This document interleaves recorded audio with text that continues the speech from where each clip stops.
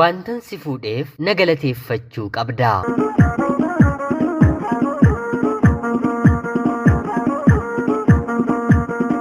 Yeroodhaaf maqaa kiyya himachuun barbaadu kanan dhaladheetti guddadhee Jiituu Magariituu Oromiyaa keessatti.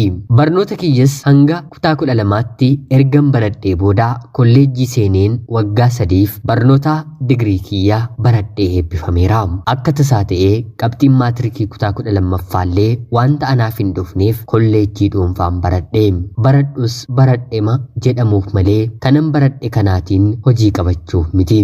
Sababiinsaa immoo mindaan hiriyoonni koo hojiitti qacaraman anaaf maatiin kiyya isaa ol naaf kennuu danda'u. Maatiin kiyya maatii qabeenya sirriitti qabanidha. Obboloonni koos harki caalaan isaanii biyya Ameerikaa, gariin diiviin, gariin immoo barnootaan bahanii, gariin gaa'ela dhaabbatanii, gariin immoo toon dhaabbatiin jiraachaa jiru.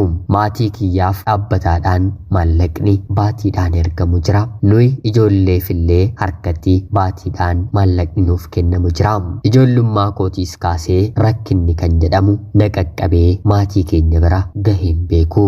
Hangasis maatiin kiyya qabeenya qabaatanis haa ta'uutii garuu hawaasa naannoo keenyaa waliin nyaachaa, waliif qoodaa, waliif firaa. Anis wantan qabuun hiriyoota koo hin qabne gargaaraa, harka kiyya diriirsaa, sodaa rabbiif jecha hunduma waliin waan tokkoon illee otoo ol of hin qabiin qixxee namaa yookiin immoo namaa gadi of godheen jiraachaa ture. Yeroon barnoota kiyya baradhu ijoolleen qabeenya maatii kiyyaa ilaalanii akka ani nama addaa ta'etti, dargaggoonni immoo maatiin isaanii qabeenya hamma keenyaa hin qaban yoo ta'e bifa ishee kanarratti immoo tuffii ishee hin dandeenyu jedhanii gaaffii majaalalaallee naaf dhiyeessuu sodaatu. Kanaan otoon jedhuu olmaan murteessaadhaatii mucaa yookiin immoo dargaggeessa magaalaa Finfinneetti dhalatee guddate tokko waliin hariiroo jaalalaan eegala. Dargaggeessi kun yeroo sanatti hojii dhuunfaa isaa kan qabu yeroo ta'u daldalaadha.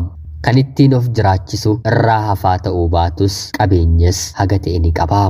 Barnoota kiyya kolleejjii yeroon baradhuun isa baree innis bakka hin jiru magaalaa Finfinnee irraa deddeebi'ee na dubbisaa, yeroo jaalalaa gaarii waliin dabarsuu eegallee. Ijoolleen biyya kiyyaa haga kanaatti nu madaalti jedhanii waan hin yaadaniif gaaffii jaalalaa utuma naaf dhiyeessaniillee nu tuffatti jechuun haala kiyya keessa kootoon beekiin narraa fagaatu. Toles himbiis yoon jedhe irra deebi'ee na gaafachuuf jaalala dhugaa natti argisiisuuf kan ifaaju dargaggeessa tokko iyyuu argine. Sababa kanaaf nama naannoo koo hin taane magaalaa Finfinnee jiraatu waliin jaalalan jalqabe. Jaalalli keenyis jabaachaa dhufe. Dargaggeessi kun anaafis maatii kiyyaafis nama gaarii nuuf ta'e. Torbee torbeedhaan kennaa naaf fidee dhufa.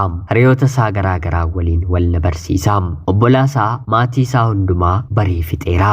Kanaan booddee irratti jaalalaan waggaa 2 erga waliin turree booda anis erga eebbifamee maaliif gaa'ela waliin hin dhaabbannu jedhee na gaafate.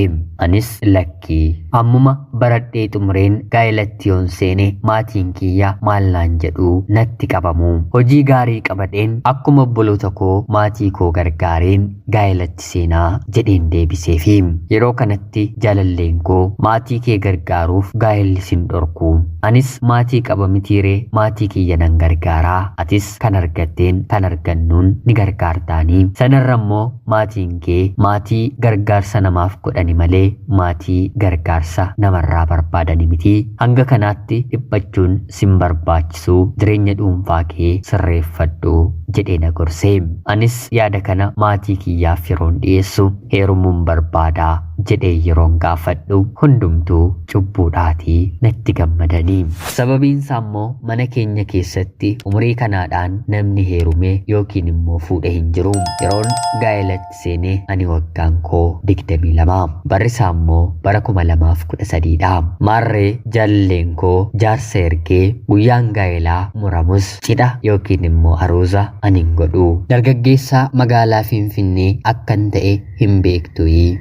jedheenaaf deebisee. Anis maatiin kiyya cidhan godhu taanaan nama nan godhanii dhala keenya jedhanii nan dubbisanii kanaaf cidha gochuun dirqamadhaa jedhee yeroon gaafadhu lakkii maallaqan hojjedhee of harkatti qabu kana akkattiin walitti qabee akkattiin fide anatu beekaa maallaqa kana keessaa cidhaaf yoon baase hojiin kiyya akka jirutti duwwaa ta'a wanti fedhe haafu malee ani cidhan godhu jedhee na didee bitaa natti galee akkan duubatti hin deebineef maatiin kiyya natti qaana'u natti saalfatu jedheen baay'ee sodaadhe ammumaa isaan waliin immoo walitti bu'een bor tarii gaa'ela koo keessatti rakkoon yoo uumame gara eenyuttiin baqadha kan jedhu na sodaachise kanaan hiriyoota jaalallee koo itti waameen anaaf inni kanarratti wal dhabaa jirraa walitti nu araarsaa jedheen gaafadheeni yeroo kana isaanis atis maatiin kee maatii qaban waan na ta'eef innis hojiinsaa wanta miidhamuuf baasii cidhaa yookiin immoo gaa'elaa lamatti danda'a atis obboloota keerraa maallaqa ergadhu jedhanii na gaafatanii qaana'uurra kanumayyuu wayya jennee maallaqa walitti buusnee cidhi keenya raawwatee walitti buusnee jedhama malee anumatu cidha kiyya godhate jechuu nan danda'a inni tokkoof tokko kan inni danda'e gatii konkolaataa qofaam dhumarratti ofiif maallaqallee dhabeen namoota suuraa kaasan viidiyoo gaa'ela keenyaa waraaban bakka gaariitii magaalaa Finfinneetii ergii baasiisaas sumatu danda'a jedheen yerootti yeroo sana paakeejii guutuun paakeejii gaariin qarshii 12,000 kan ture jaalalleen koo ni didee kaameraan viidiyoon gaa'elaaf maal nu godhaa jedhe otoon fidiin nu hambisee maatiin kiyya ani nama gaariidha jedheen waa'ee jaalallee koo isaan biratti jajus waa'ee kanaa garuu maalumayyuu godheen isaaniin amansiisuu hin dandeenye kanarratti akka aadaatti gabbarsa kan jedhamu jira abbaa manaa kiyyaan gabbarsa baas yeroon jedhu homaa na didee icciitii koo akkam baane jedhee sodaadheen wantan godhu dhabeen gatii gabbaraas uffata gaabii uffata qorraa maatii kiyya obboloota koo fi adaadolii eessumoolii wasiillottan koof anatu maallaqa kiyya keessaa baasee qaanii jalaa of olchee kanaan mana kireeffannee haadha manaaf abbaa manaa taanee nama kana waliin jiraachuun eegalee gara jalqabaarra haga tokko gaa'elli kiyya fooyya'aa fakkaatus haa ta'uutii garuu oolee bulee abidda oolee bulee nagaa dhabuu oolee bulee walitti bu'insa qofaanatti ta'e.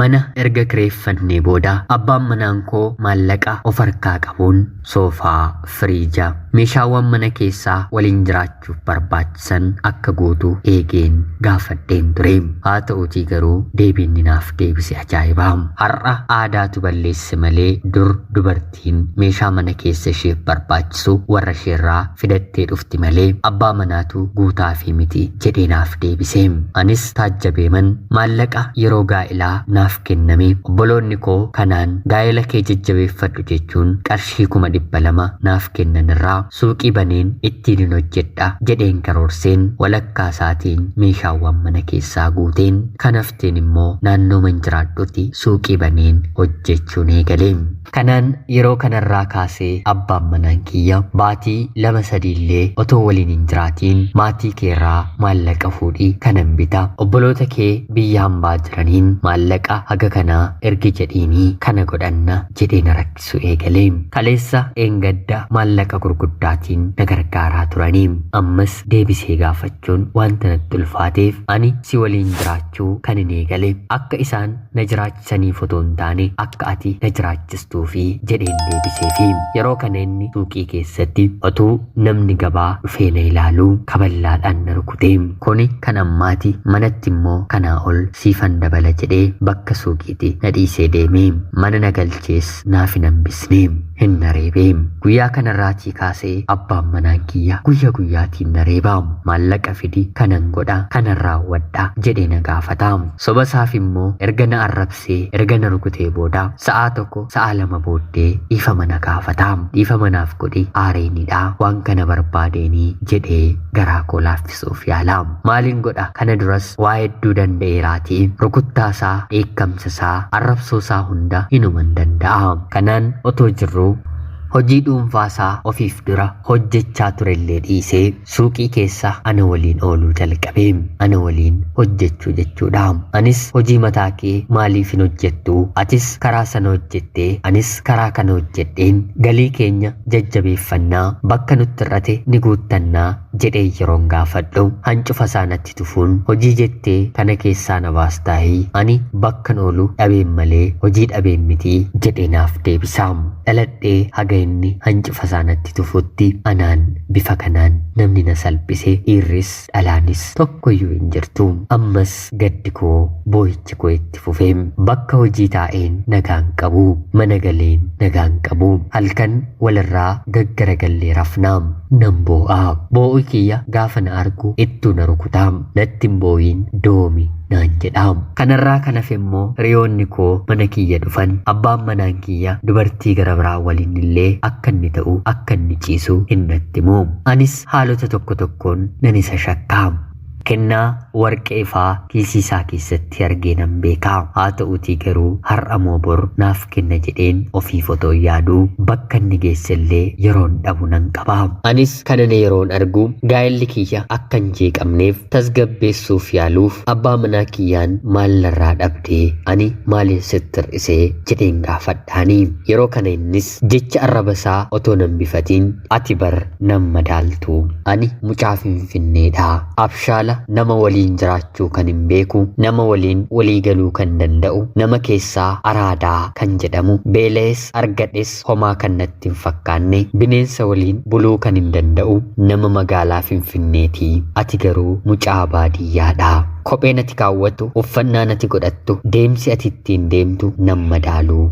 Maaltu anaan ija kiyya sirra akka kaa'e naaf hin galu. Wantan si fuudheef qofayyoo ati guyyaa guyyaan ganamaaf galgala na galateeffachuu qabda.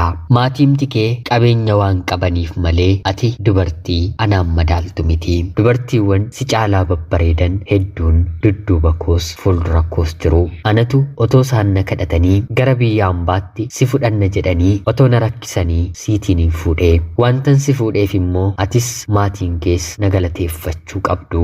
Intala isaanii mucaa magaalaa Abshaalatu fuudhee. Dubartoonni naannoo koo jiran hundi isaanii dubartoota baratan mindaa gaggaarii argatan biyya alaatti illee deddeebi'anidha. Kan keellee hafu kan koollee hojiin erga siitiin hin fuudhee naaf milkaa'uu didee jedhee naaf deebisee laphee kiyya ittuu cabsee. Anis wantan godhu dhabeen ammas ganamaa galgala gaddaa boo'aa icciitii kiyya maatiin kiyya akka hin beekne dhoksaa waliin jiraachuu ittiin fufee. Tarii namni kuni yoon daa'ima godhadhee fi ni sirraa jedheen gaa'ela akka abiddaa nama gubu kana keessatti daa'iman godhadhee. Hiriyoonni koo baadiyyaas magaalaas haala jireenya koon itti haasa'u maali? Maatii keessaniitiif dhiirri hin jiru moo kanati jireenya akka kanaa gabbaraa jiraattu naan jedhu. Ani garuu adda bahuu kan jedhu sana waanuman sodaadhuufi wanta niikeef maatiin kiyya kabaja dhabu intalli isaanii gaa'ela ishee hiiktee dhufte jedhanii maqaan isaanii akka hin banneefi kanaan daa'ima garaatti godheen otoo hin jiru guyyaa tokko hiriyaan koo abbaan manaa kee abaluu waliin mana ciisichaa akkanaa otoo inni galuun argee jettee natti haasofte. Anis dubbiin kun irra deebiin waan natti haasa'amuuf maaliif hin qulqulleeffadhu kanan shakkuu dubbii namaatiin jedheen bilbila isaa jalaan xalafee yookiin immoo ergaawwan isa bira dhaqqaban gara bilbila koollee akka dhufu sagaleen bilbilaa inni haasa'u gara bilbila koo akka dhufu sochiin bilbila isaatiin raawwatu kamiyyuu bilbila koo irratti akka ta'u mana moobaayilii deemeen qarshii 2,000 kaffaleen bilbila isaa irrattis bilbila koo irrattis akka naaf guutaniin taasisee. Kanaan guyyoota muraasa keessatti ragaawwan na barbaachisu na amansiisu nan argadhe. Bu'aa suuqii kiyyas keessaa fuudhee suuqiin kiyyas yeroo sanatti duwwaatti haftee turte. Hojiis dhiiseen mana waantan ooluuf hanga guyyaan jijjiiramtutti maaliif dhimma kana ofirraan goolabu jedheen adda bahuuf abbaa manaa kootiin mana seeraatti ni madhe. Ragaan of harkatti qabadhe gahaa waan na ta'eef manni murtiis yeroodhaan ani daa'ima baatii 5 garaatti toon baadhu gargar nu baasee. Suuqii kiyyas isatu waan na jalaa onseef bakka duraatti akka deebisu seerri isa ajaje. Nagahee meeshaawwan mana keessaattiin hin bite maallaqa maatii koorraan fudhe obboloonni koo naaf kennani waan na ta'eef argisiiseen meeshaan hundillee kan koo ta'ee walirraatii adda baanee gaa'ela waliin ijaarrannee turtii waggaa 2 booddee jechuudha. Rabbi na gargaarees daa'ima koo nan dahee. Mana waliin jiraachaa turre keessaa suuqii kiyyatti fufsiisuuf waanuman achi jiraachuu itti fufeef maqaa hawaasa naannoo sanaa garuu nan dadhabee. Heerumanii hiikuurra gaa'elatoon dhaabbatiin otoo hafanii baay'ee bareedaadha. Maqaan namaa baay'ee ulfaata. Abbaa manaa isheerraa adda baateetti jechuun ija gaariin namni nama ilaalu hin jiru. Akka tasaa ta'ee daheen harmi koollee bu'uu waan na dideef daa'ima kiyya haadha kootti kennadheen hojii kiyyan itti fufee. Erga kana ammoo inumaa namni naannoollee maqaa kiyya balleessuun gabaan hojii koollee baay'ee hir'isee. Kanaan halkaniif guyyaa yaa Rabbii amma immoo maalan si godhe jedheen boo'uun eegalee. Maatiin kiyya naannoo sana jijjiirii bakka biraa hawaasa biraa waliin jiraadhu jedhanii yeroo na kadhatan har'a bor ni jijjiirama jedheen nan didee. Dhugaan qabu garuu bakki suni bor hinnaaf jijjiirama gabaan argadha jedheen otoo hin taane manan ani keessa galu gadhiisuu waan hin barbaanneefi sababiinsaa immoo yeroo hundaa halkan bakka inni itti na rukute yaadachaa waaqatti hin boo'aa. Bakka itti na gombise bakka itti na dhiigse bakka inni itti rifeensa koo akka malee harkise bakka inni itti na darbate hundumaa yaadadheen ilaaleen halkan gara Rabbiitti boo'aan bulaa. Rabbi kiyyaanis akkana jedheen kadhadhaa. Ati anaaf abbaa manaan hiike kana naaf miidhuun kee anaaf bu'aan qabu. Inni miidhamuunsaa jireenya koorratti waan naaf dabalus waan naaf hir'isuu hin qabu. Haa ta'uutii garuu jireenya koo naaf sirreessi jedheen kadhadheeni. Bara 2015 fulbaana irratti ofii kiyya abbaa manaa koo waliin DV guuteen ture. Baatii 9ffaa irratti yookiin immoo caamsaa bara 2015 immoo DV'mti kuni Rabbi na gargaaree naaf bahee. Silaa abbaa manaa koo waliin hidhamitiire carraan akkanaa immoo erguma gidduu gaheeyyuu carraa kufuu waan na qabuuf Rabbiin jireenya koo naaf sirreessi jedheen kadhachaa waan nan tureef innis naaf milkeessee DV'n naaf bahee waggaa isaatti caamsaa bara 2016 yookiin baatii 4 dura daa'ima kiyya waliin gara biyya Ameerikaatti imala koon taasise. Rabbi na yaadatee boo'icha sana keessaa na baasee. Abbaan manaan kiyya akka DV'n naaf bahes akkan gara biyya hambaatti imaluuf karoorfadhes hangan biyya keessa jirutti wanta dhagaheeru hin qabu. Dhumarratti Rabbi himata koo dhagahee boo'icha koofis deebii naaf kennee obboloota koon na qixeessee. Rabbiif galanni haa ta'u. Warra boossan rakkoo keessan namatti otoo hin himiin gola keessan keessatti dhoksattanii Rabbi qofaatti warra himattan Rabbi dhoksaatti rakkina kiyya ilaalee furmaata naaf kennee dhoksaatti rakkina keessan ilaalee furmaata isiniif haa kennu. Ana obboleettii keessan biyya Ameerikaa irraatii ulfaadhaa nagayaatti galatoomaa.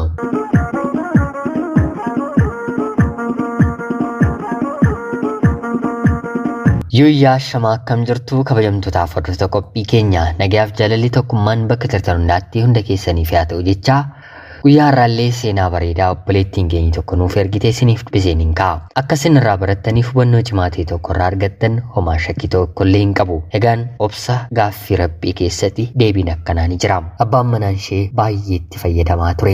Isheenis rakkoo mana ishee namatti otoo hin taane iccitiidhaan gola keessatti Rabbitti qofaa argisiisaa turte. Yaa Rabbii jireenya koo kana naaf jijjiiri jettee immoo mata duree kadhannaa godhattee bakka itti ishee dhukkubaa ture hunda tuttuquun yeroo hunda Rabbiin yaadachiifachaa turte. Waaqnis ooleen bullee ishee yaadate. Hibboo gaaffii isheetiif furmaata kenne. Nuufillee Rabbi akkuma hidhaa ishee hiike hidhaa keenya nuuf haa hiiku. Egaan jaalatamtootaaf hordoftoota qophii keenyaa seenaan guyyaa har'aallee kana fakkaatti. Akka isin irraa barattan homaa shakkii tokkollee hin qabu. Laayik, sheerii fi sabskiraayib gochuun hin dagatinaa. Xalayaa jaalalaa seenaa jireenyaa keessan immoo ergachuu kan barbaaddan karaa teelegiraamii karaa lakkoofsa bilbilaa kiyyaa duwwaa 937 naaf erguun irratti hirmaachuu hin dandeessu. Yookiin immoo karuma teelegiraamii @xalayaa jechuun ergaa keessan kaawwachuu ni dandeessu. Qopheessuuf qindeessan isin waliin kanan ture ani Gammachiis Tashoomeedha. Seenaa barsiisoo gara biraatiin hanga walitti deebinutti bakka jirtan maraan turtii gaarii isiniitiif hin hawwaamu.